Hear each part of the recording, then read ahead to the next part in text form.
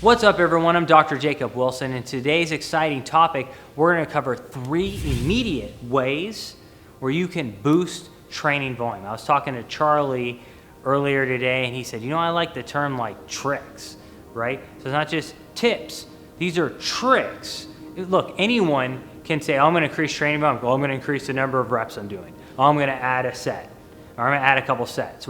That's a no kidding, right? Of course, that's going to increase training volume. These are 3 tricks that you can do to increase training volume.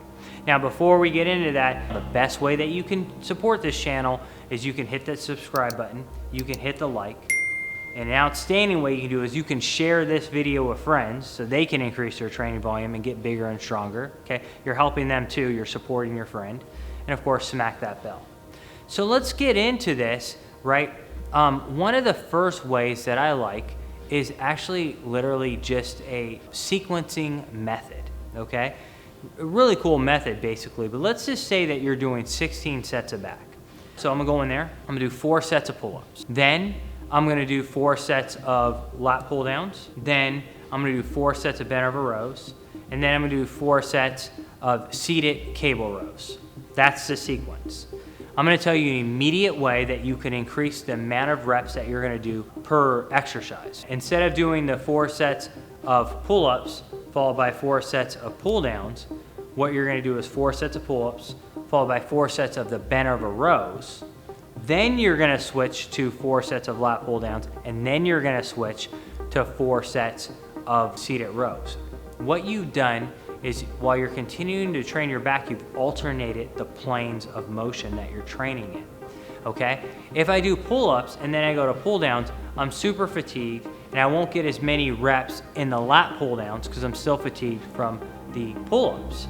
But if I switch planes to the actual bent over rows, I'll be able to get more reps with the bent over rows than if I had done them after the lat pull-downs, and more reps with the lat pull-downs than if I would have done them after doing the actual pull-ups, and more reps with the seated cable rows than if I would have done them following the bent over rows, because I'm alternating the planes of motion and I'm less fatigued when I start that exercise. The next tip I'm going to give you is something called active recovery.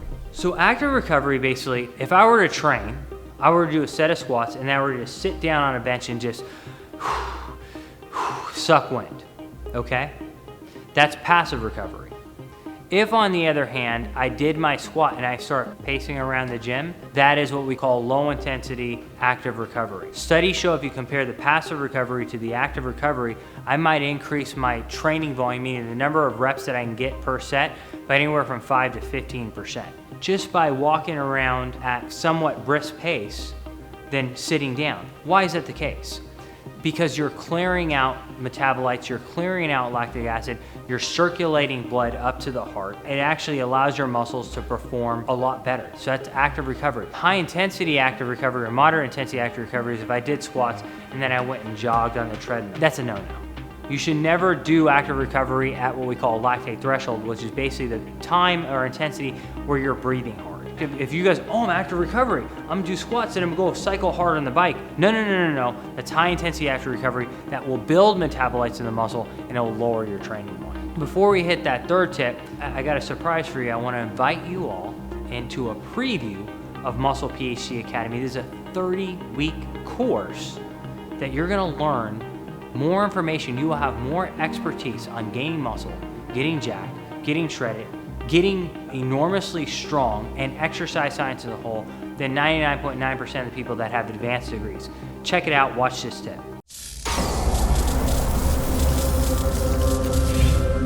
Okay. So on this barbell right here, I found the competition rings. I'm gonna put my shins almost right against those. I'm gonna turn my toes out about 45 degrees, okay? Then from here, I'm still talking about that tripod foot idea. I want my big toe on the ground, I want my little toe on the ground as well as my heel, but now I'm also pushing my feet towards the outside of my shoes because that's gonna help engage my hips, open up my knees, and it helps me stay more upright in this position, okay? So ultimately, try a conventional stance, try the sumo stance, see which one you feel better at.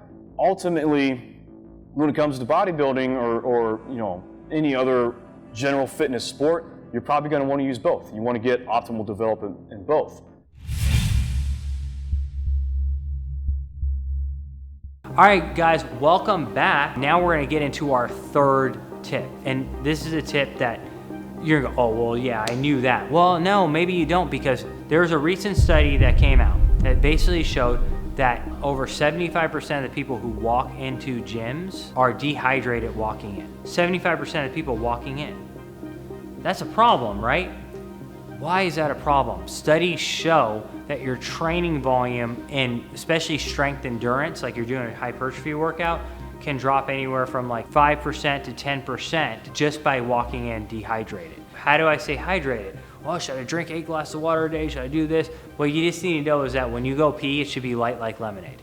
Then you're drinking enough water to stay hydrated. So when you go pee, it should look light like lemonade, okay? If you do that, you're gonna add 5 to 10% to your training volume every workout, because you're probably walking in dehydrated, at least if you're 75% of the viewers watching this. So guys, again, thank you so much for joining this talk today on immediately increasing training volume.